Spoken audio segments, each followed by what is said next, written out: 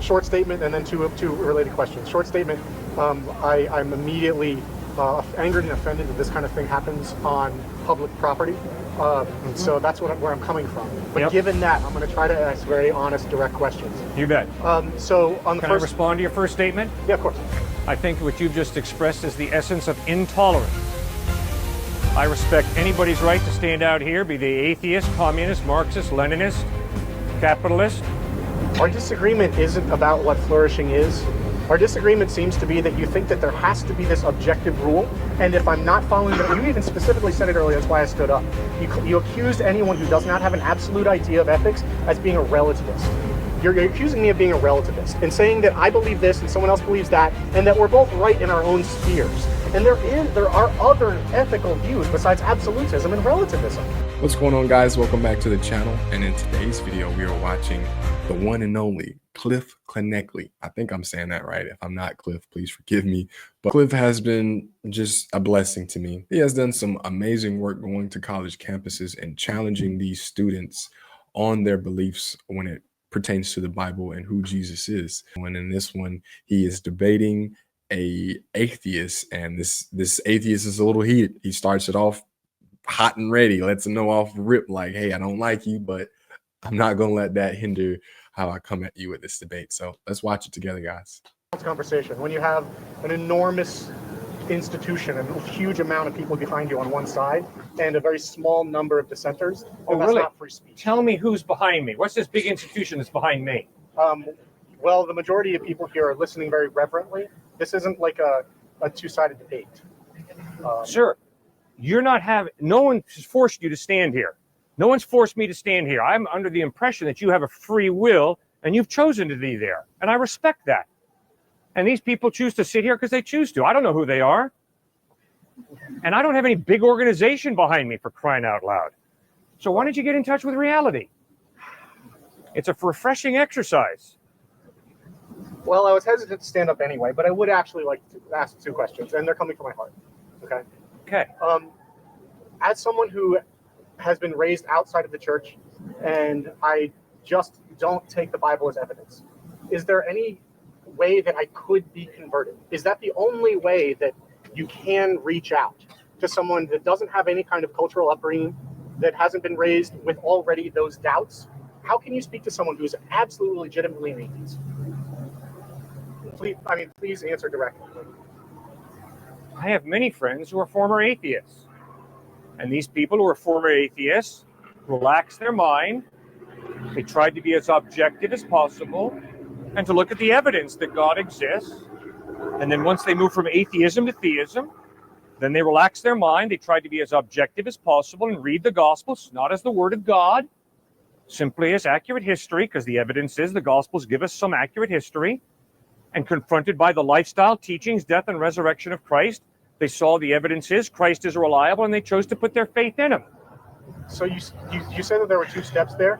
The second step, once you've acknowledged that there could be some sort of all-knowing, all-powerful, all-good thing, the second, once you've done that, that's fine. It's that first step that I'm really concerned with. So you're saying that there's actually fact-based evidence that is best explained through an existence of God.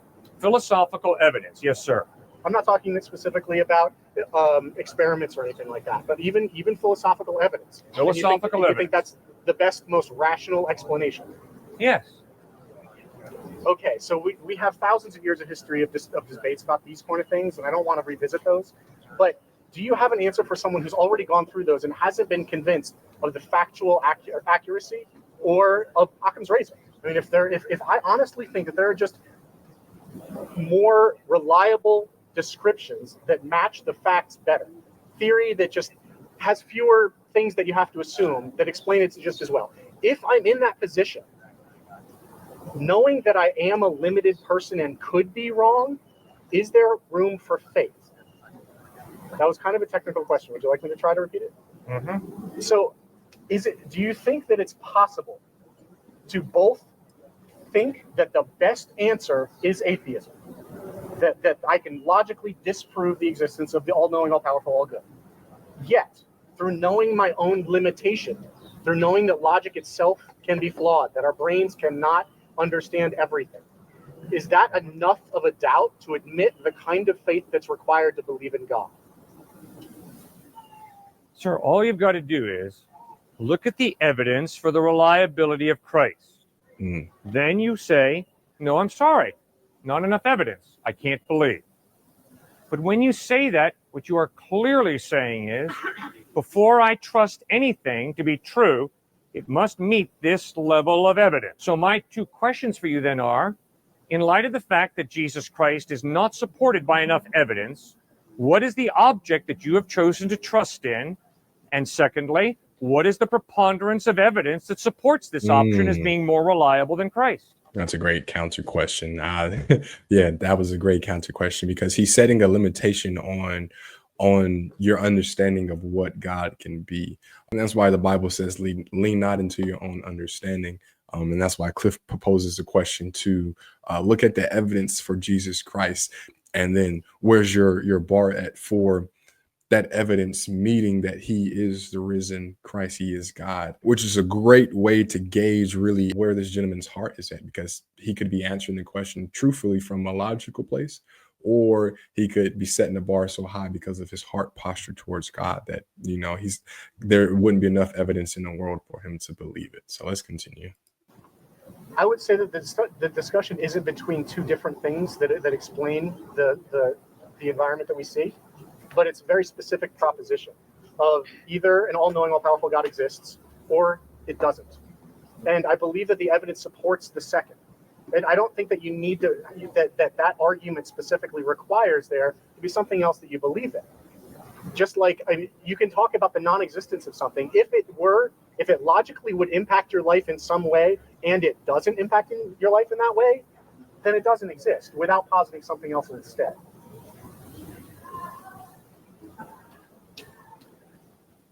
Tonight, when you put your head on your pillow, tonight when I put my head on my pillow, like it or not, you are living for something or someone. Yep. Like it or not, I'm living for someone or something. Yep.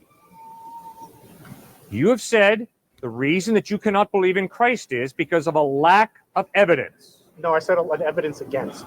That's a very important difference. All right, fine. Evidence against. Okay. So what I really need to challenge you to do is explain to me what or who you are living for and why. What's all the evidence that points to whatever the option is you've chosen other than Christ?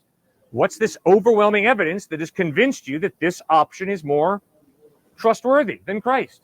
Well, we're talking about two different things here, and I'm trying to answer your question. This is the only way I know how. I'm talking about whether something exists or not, and you brought in value.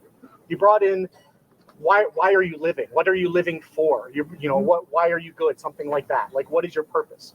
And the question that I was asking was very much about what exists. And if God does not exist, frankly, if nothing above me exists, that doesn't imply that I have nothing to live for. Right. Yeah, and I do definitely have things to live for that I can specifically point to that have nothing to do with whether there's a God. Right. That's right. I know that. Okay, then I don't understand why there's a connection there. For some reason, you and the two gentlemen before, I'm not sure that you guys respect language the way I do. How do you mean?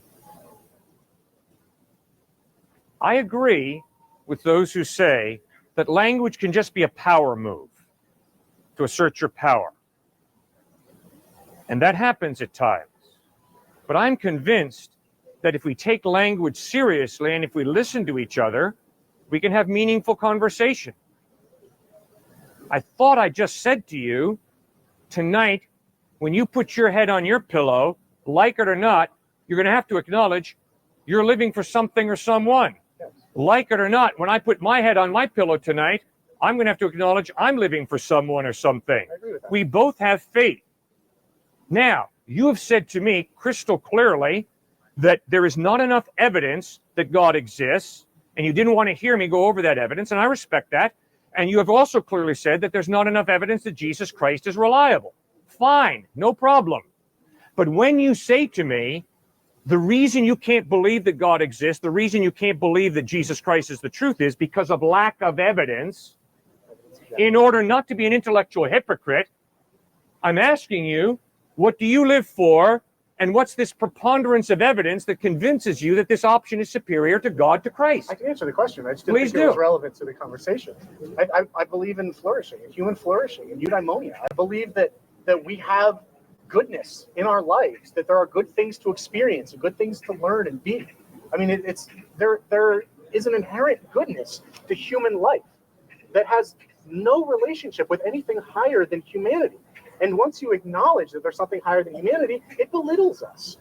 I specifically, just so I don't get off topic, that what I live for is flourishing. Who defines flourishing? I do, for myself. So is he saying, it seems like what he's saying to me is that he's viewing himself as God. And if you put anything above humans, you're diminishing that productivity, progression, and for the flourishing of humans and himself. So he's kind of showing his heart there, guys. He's kind of showing that he wants definitive proof that there is a God above us before he believes that, because believing in it diminishes his existence and what he is accomplishing and what humans have accomplished and continue to accomplish, which is a very worldly mindset and a very carnal-minded man. But Cliff's going to break it down for him. Who defines flourishing? I do, for myself. Fine.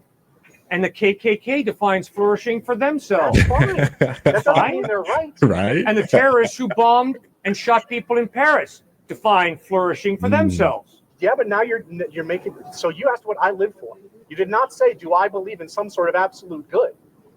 I did not. I asked you, how do you define flourishing? Who defines flourishing? We each define flourishing. Okay. Now, if you think about it, you're going to realize you've thought it one way, define flourishing one way.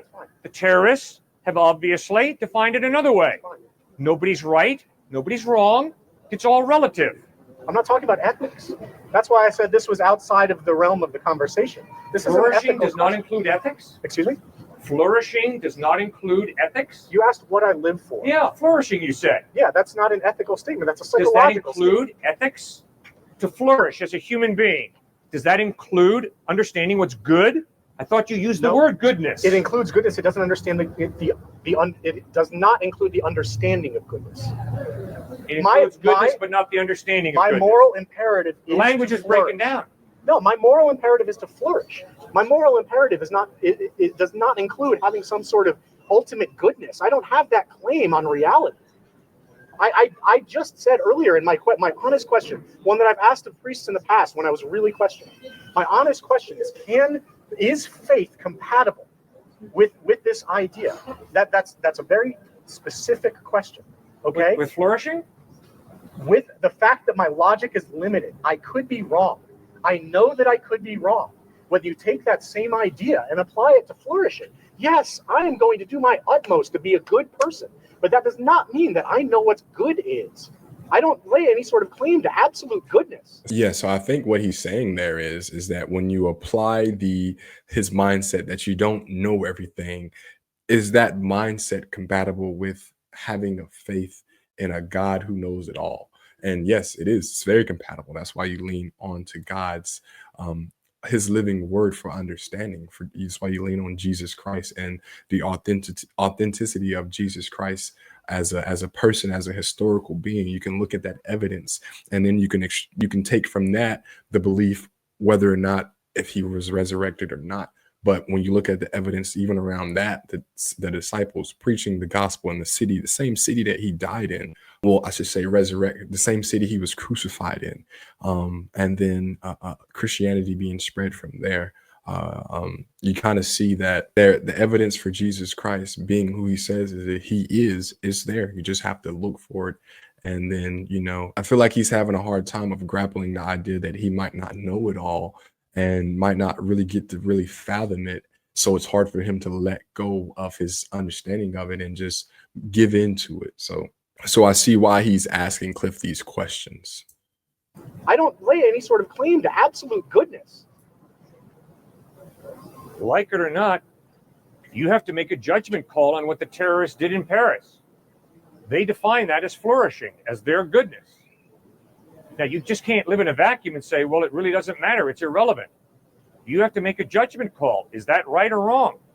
You have to make a judgment call. Is the KKK right or wrong in denigrating black people and elevating Aryan supremacy? You can't just live in a vacuum and say, well, it's irrelevant. It's not irrelevant. It's real life. So who defines flourishing? And if you define it, then what makes your definition right and the KKK or the terrorist definition wrong? Our disagreement isn't about what flourishing is. Our disagreement seems to be that you think that there has to be this objective rule. And if I'm not following that, you even specifically said it earlier, that's why I stood up. You accused anyone who does not have an absolute idea of ethics as being a relativist. You're accusing me of being a relativist and saying that I believe this and someone else believes that, and that we're both right in our own spheres. And there are other ethical views besides absolutism and relativism. Like you can't set up this false dichotomy and say either I'm making some sort of absolute claim or what I'm saying is useless. That's just totally unfair and doesn't match our human experience. So, I mean, it matches my experience totally, as it does Camus, Sartre, and Nietzsche, Bertrand Russell, and all the great atheistic thinkers who had the intellectual honesty to acknowledge if there is no God, there is no mind prior to the human mind, which means it's obviously the human mind that defines justice and injustice, what it means to flourish or not flourish, what it means to live a good life or not to live a good life. It's all the creation of the human mind. It's a human fantasy. My fantasy is not superior to your fantasy. Your fantasy is not superior to my fantasy. It's all relative. And I'm saying, sir, I don't think you can live that way. I think I could be wrong. I think you live as if the terrorist attacks in Paris, France were absolutely wrong. You see, you can't say that if you're going to hold to what you believe in, which is there is no God, morality is relative. I define flourishing, I define goodness for myself. Fine. If what you say is true, if what you believe is true, then have the intellectual honesty to say the terrorists define good, flourishing life their own way. They're not wrong. I'm not right. It's all in taste. It's a matter of taste. In case it's not obvious, I do think that atrocities are wrong. In case it's not obvious, I think that there are incredibly bad things happening in the world, and that we have a personal responsibility to stand up and do something about it. I'm sure you do. Our disagreement's not about that. Our disagreement is about whether there's an intermediate ground, not even intermediate, putting it on a spectrum is false, but something that's neither absolutism nor relativism. An example from a relatively Christian person is Immanuel Kant. He said that there is a transcendental mind, that people come together, not literally come together, but there is an understanding among humans of what is right and wrong. And it's not an individual person, but neither. He's actually agreeing with Cliff here when he says that, you know, humans come together and we all have a sense of understanding of what's good and what's bad. That's what Cliff is arguing. Cliff is arguing that without God, how could man universally have an understanding of what good and what is evil written on their hearts? How can you objectively say, as a human, all of us, that, you know, things that happen to children that are bad, or things that happen to, you know, like he brought up with the Paris bombings, those things are objectively evil and bad. And we all know that because God has written on our hearts those things. And he's trying to say that, you know, throughout time, humans have come together. We've created systems that kind of pre-built these things into us. But I don't think that's the case. I think that since the beginning of time, it's been written on our hearts since God created man in his image. So let's get back into it. Is it an absolute thing? There are other ways of looking at this besides this false dichotomy.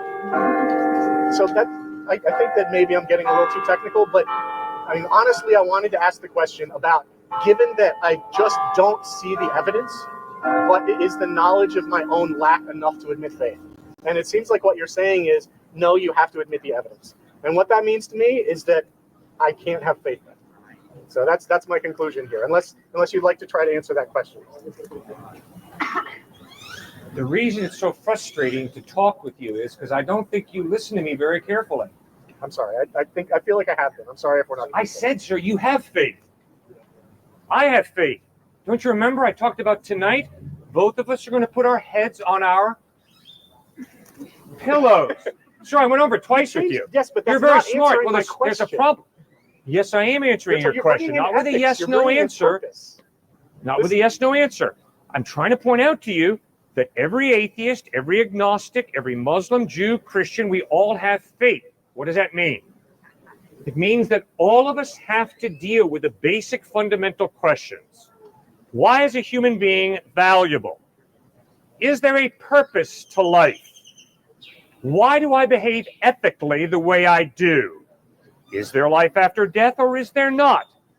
None of us can scientifically prove that our answers to any of those four questions are absolutely true. Instead, they are philosophical questions that you have to use logic, experience, observation to answer. We all answer them, though. All of us have answers to the question, is a human being worth anything? Yes or no? Is there a purpose to life? Yes or no? Is it right or wrong to bomb people in Paris and be part of the KKK? Yes or no? Is there life after death or not? Yes or no? We all have to struggle with those issues. You have no choice. Why? Because you have to live life. That's why. You all answer them. Now, guess what? All of us have faith when we answer those questions. None of us can prove that our answers to any of those questions is right.